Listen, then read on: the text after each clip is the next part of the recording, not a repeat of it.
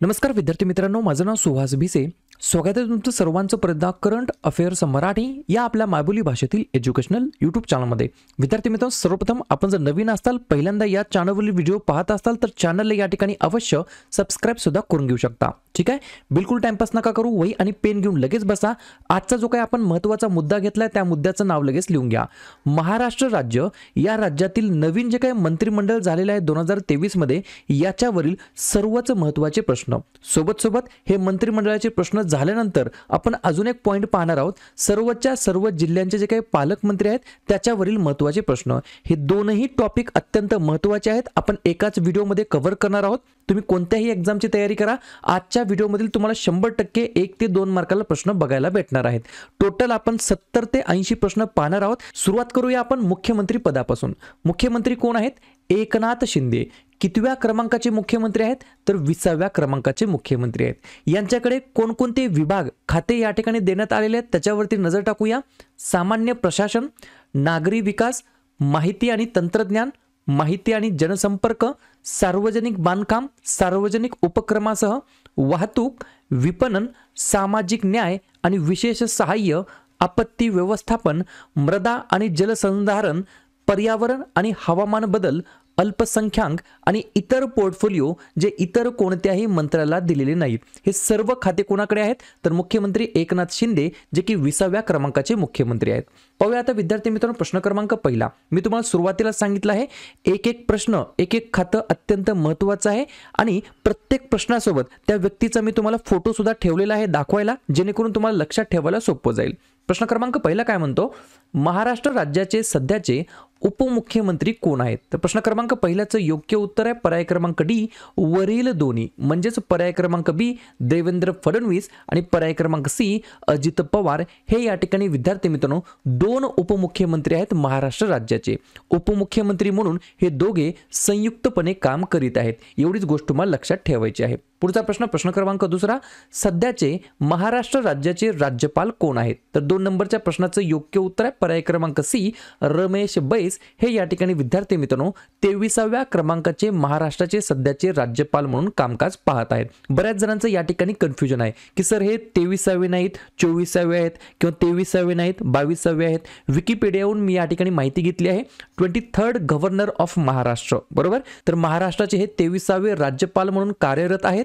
23व्या क्रमांकाचे आहेत रमेश बैस, 22व्या क्रमांकाचे होते भगतसिंग कोश्यारी आणि 21व्या क्रमांकाचे होते CV राव. ठीक आहे, पाहूया पुढचा प्रश्न, प्रश्न क्रमांक तिसरा. सध्याचे महाराष्ट्र विधान परिषदेच्या अध्यक्षा कोण आहेत? तर 3 नंबरच्या प्रश्नाचं योग्य उत्तर आहे पर्याय क्रमांक बी नीलम गोरे. हे या ठिकाणी विद्यार्थी मित्रांनो महाराष्ट्र विधान परिषदेचे अध्यक्ष म्हणून सध्या कार्यरत आहेत. त्यांच्याकडे अजून एक खातं आहे महाराष्ट्र विधान परिषदेमध्ये, ते उपसभापती म्हणून सुद्धा कामकाज पाहत आहेत. पुढचा प्रश्न 4 नंबरचा. महाराष्ट्र विधानसभेचे अध्यक्ष कोण आहेत? तर पर्याय क्रमांक ए राहुल नार्वेकर. हे या ठिकाणी महाराष्ट्र विधानसभेचे सध्या अध्यक्ष म्हणून कार्यरत आहेत. पुढचा प्रश्न, प्रश्न क्रमांक 5. महाराष्ट्र विधानसभेचे सभागृह नेते कोण आहेत? तर 5व्या नंबरच्या प्रश्नाचं योग्य उत्तर आहे पर्याय क्रमांक डी एकनाथ शिंदे. हे या ठिकाणी विद्यार्थी मित्रांनो महाराष्ट्र विधानसभेचे सभागृह नेते आहेत. पुढचा प्रश्न, महाराष्ट्र विधान परिषदेचे सभागृह नेते कोण आहेत? पहा, या ठिकाणी सुरुवातीचा प्रश्न काय होता? विधानसभेचे सभागृह नेते ते आहेत एकनाथ शिंदे आणि विधान परिषदेचे सभागृह नेते कोण आहेत? तर ते आहेत देवेंद्र फडणवीस. पर्याय क्रमांक सी. पुढचा प्रश्न, प्रश्न क्रमांक 7. महाराष्ट्र विधानसभेचे सभागृह उपनेते कोण आहेत? तर पर्याय क्रमांक बी देवेंद्र फडणवीस. हे या ठिकाणी महाराष्ट्र विधानसभेचे सभागृह उपनेते म्हणून कामकाज पाहत आहेत. तसेच या ठिकाणी जे काही सुरुवातीचे 2023चे 6 महिने आहेत, जानेवारी 2023 ते जून 2023, या 6 महिन्याची ई बुक ऑलरेडी लॉन्च झालेली आहे. तुम्ही कोणत्याही एक्झामची तयारी करा, ही ई बुक आणि आपलं यूट्यूब चॅनलचा कंटेंट हा अत्यंत फायदेशीर ठरणार आहे. बऱ्याच विद्यार्थ्यांना याचा ऑलरेडी अनुभव आलेला आहे. या ठिकाणी या ई बुकची किंमत आहे 99 रुपये. अजून पण कोणी घेतली नसेल, कोणाची घ्यायची इच्छा असेल तर नक्कीच 96730586 या मोबाईल नंबरला, सुहास भिसे असं नाव येईल, या मोबाईल नंबरला गुगल पे, फोन पे किंवा पेटीएम करून 99 रुपयाचा स्क्रीनशॉट सेंड करायचा आहे व्हॉट्सअपला. पुढचा प्रश्न, महाराष्ट्र विधान परिषदेचे सभागृह उपनेते कोण आहेत? तर पर्याय क्रमांक ए उदय सामंत असं त्यांचं नाव आहे. पुढचा प्रश्न प्रश्न क्रमांक 9 स्टार मार्क ठेवा, हे नवीन पद आहे.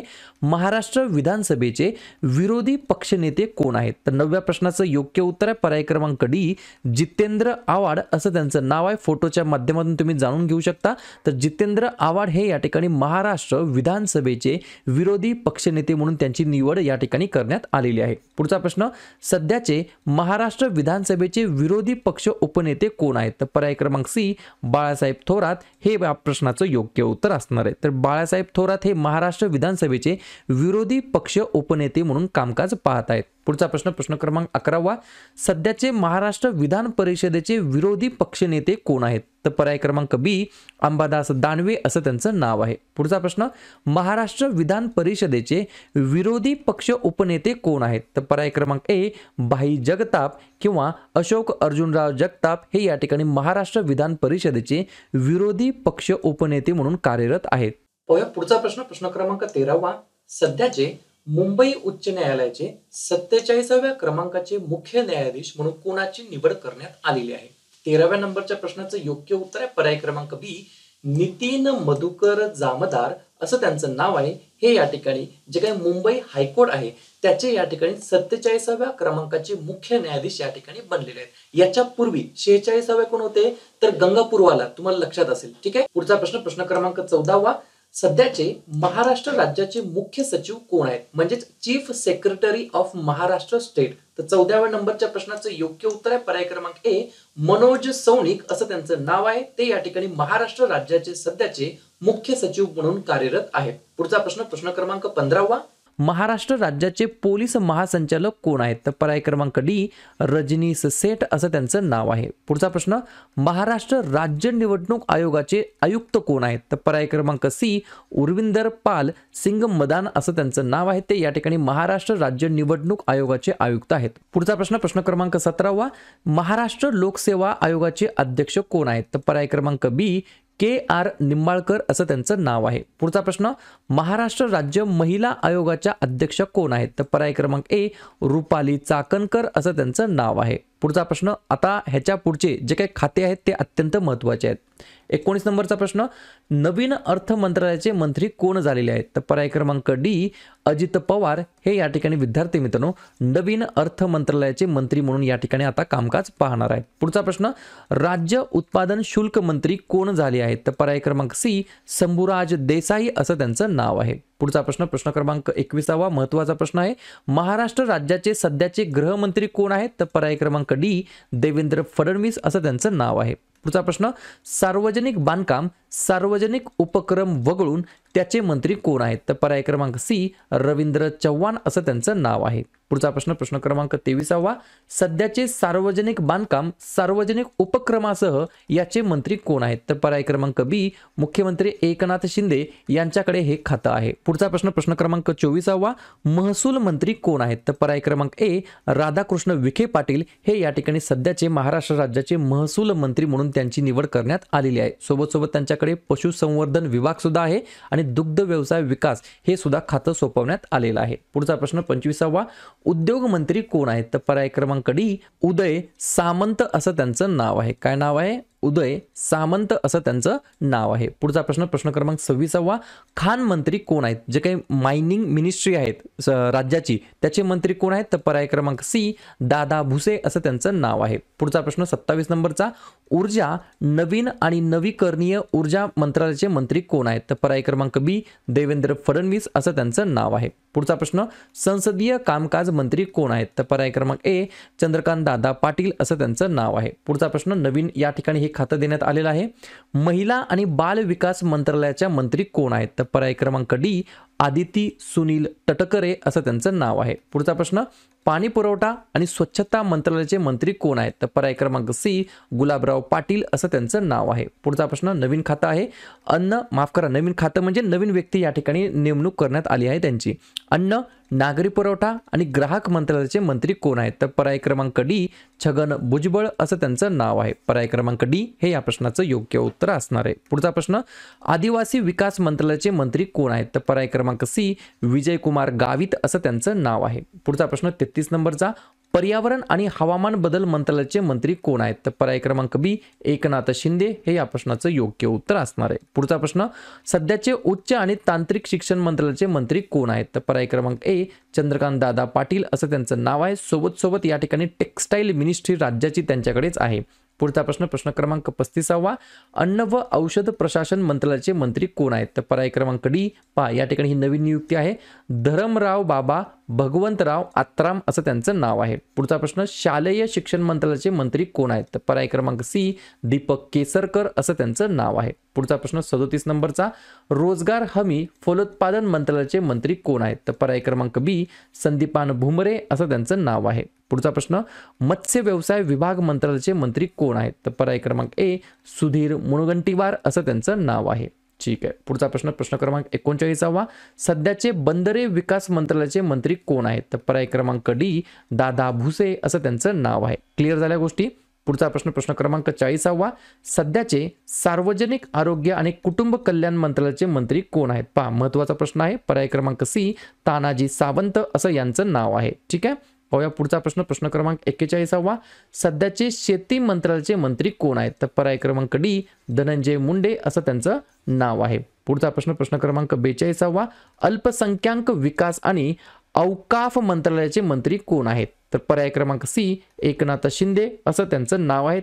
त्यांच्याकडे या ठिकाणी हे खातं आहे. पुढचा प्रश्न, प्रश्न क्रमांक 43वा, सध्याचे कौशल्य विकास आणि उद्योजकता मंत्रालयाचे मंत्री कोण आहेत? तर पर्याय क्रमांक बी मंगल प्रभात लोढा असं त्यांचं नाव आहे. पुढचा प्रश्न, मृदा व जलसंधारण मंत्रालयाचे मंत्री कोण आहेत? तर पर्याय क्रमांक ए एकनाथ शिंदे असं त्यांचं नाव आहे. पुढचा प्रश्न, प्रश्न क्रमांक 47वा, मदत आणि पुनर्वसन मंत्रालयाचे मंत्री कोण आहेत? तर पर्याय क्रमांक बी अनिल भाईदास पाटील असं त्यांचं नाव आहे. पुढचा प्रश्न, क्रीडा आणि युवक कल्याण मंत्रालयाचे मंत्री कोण आहेत? तर पर्याय क्रमांक ए संजय बनसोडे असं त्यांचं नाव आहे. पुढचा प्रश्न, प्रश्न क्रमांक 49वा, वैद्यकीय शिक्षण मंत्रालयाचे मंत्री कोण आहेत? तर पर्याय क्रमांक डी हसन मुश्रीफ असं त्यांचं नाव आहे. आणि पुढचा प्रश्न, सहकार मंत्रालयाचे मंत्री कोण आहेत? तर पर्याय क्रमांक सी दिलीप वळसे पाटील असं त्यांचं नाव आहे.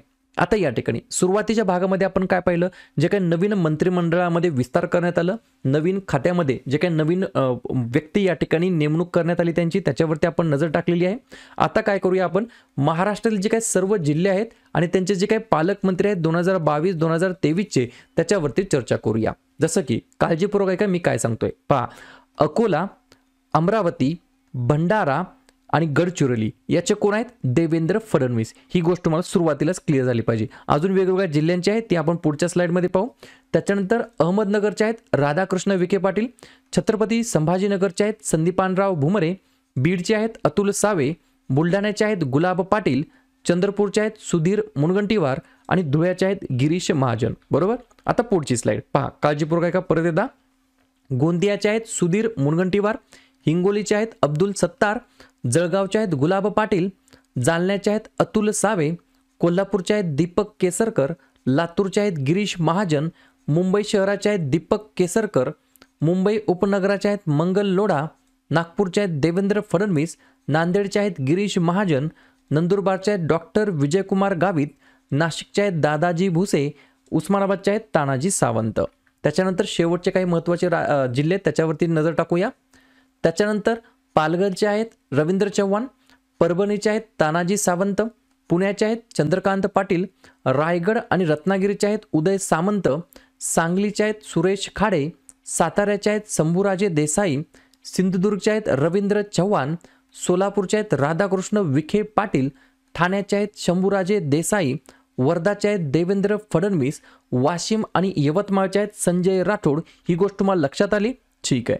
तर अशा प्रकारे आजच्या व्हिडिओमध्ये आपण काय पाहिलं, जो काही नवीन महाराष्ट्राचं मंत्रिमंडळ बनलेलं आहे, जे काही नवीन व्यक्तींना नवनवीन या ठिकाणी खाते या ठिकाणी देण्यात आले त्याच्यावरती आपण चर्चा केली आणि महाराष्ट्रातील सर्व जिल्ह्यांचे जे काही पालकमंत्री बनलेले आहेत त्याच्यावरती आपण चर्चा केलेली आहे.